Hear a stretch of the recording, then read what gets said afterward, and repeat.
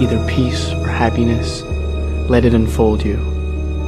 When I was a young man, I felt that these things were dumb, unsophisticated. I had bad blood, a twisted mind, a precarious upbringing. I was hard as granite.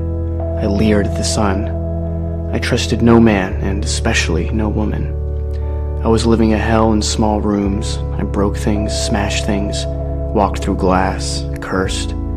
I challenged everything, was continually being evicted, jailed, in and out of fights, in and out of my mind. Women were something to screw and rail at. I had no male friends. I changed jobs and cities. I hated holidays, babies, history, newspapers, museums, grandmothers, marriage, movies, spiders, garbagemen, English accents, Spain, France, Italy, walnuts, and the color orange. Algebra angered me. Opera sickened me. Charlie Chaplin was a fake, and flowers were for pansies. Peace and happiness were to me signs of inferiority, tenets of the weak and addled mind. But as I went on with my alley fights, my suicidal years, my passage through any number of women, it gradually began to occur to me that I wasn't different from the others. I was the same. They were all fulsome with hatred, glossed over with petty grievances. The men I fought in alleys had hearts of stone. Everybody was nudging, inching, cheating for some insignificant advantage. The lie was the weapon, and the plot was empty. Darkness was the dictator. Cautiously, I allowed myself to feel good at times. I found moments of peace in cheap rooms, just staring at the knobs of some dresser or listening to the rain in the dark. The less I needed, the better I felt.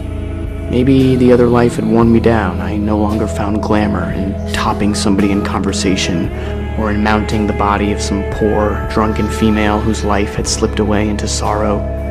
I could never accept life as it was. I could never gobble down all its poisons. But there were parts, tenuous magic parts open for the asking. I reformulated. I don't know when, date, time, all that, but the change occurred. Something in me relaxed, smoothed out. I no longer had to prove that I was a man. I didn't have to prove anything.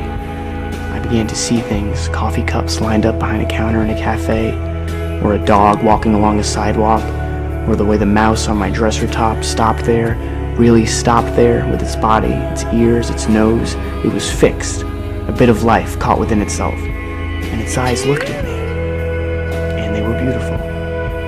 Then it was gone. I began to feel good. I began to feel good in the worst situations, and there were plenty of those. Like, say, the boss behind his desk. He's going to have to fire me. I've missed too many days. He's dressed in a suit, necktie, glasses. He says, I'm going to have to let you go. It's alright, I tell him. He must do what he must do. He has a wife, a house, children, expenses, most probably a girlfriend. I'm sorry for him. He's caught. I walk out into the blazing sunshine. The whole day is mine, temporarily, anyhow. The whole world is at the throat of the world. Everybody feels angry, shortchanged, cheated. Everybody is despondent, disillusioned.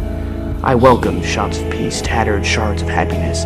I embrace that stuff like the hottest number, like high heels, breasts, singing, the works. Don't get me wrong, there is such a thing as cockeyed optimism that overlooks all basic problems just for the sake of itself. This is a shield and a sickness. The knife got near my throat again. I almost turned on the gas, again, but when the good moments arrived again, I didn't fight them off like an alley adversary. I let them take me. I luxuriated in them. I bade them welcome home. I even looked into the mirror once, having thought myself to be ugly. I now liked what I saw. Almost handsome. Yes, a bit ripped and ragged, scars, lumps, odd turns, but all in all, not too bad. Almost handsome. Better at least than some of those movie star faces like the cheeks of a baby's butt. And finally I discovered real feelings for others, unheralded. Like lately, like this morning, as I was leaving for the track, I saw my wife in bed. Just the shape of her head there, covers, pulled high, just the shape of her head, there. Not forgetting centuries of the living and the dead and the dying, the pyramids, Mozart dead, but his music still there in the room, weeds growing, the earth turning, the tote board waiting for me.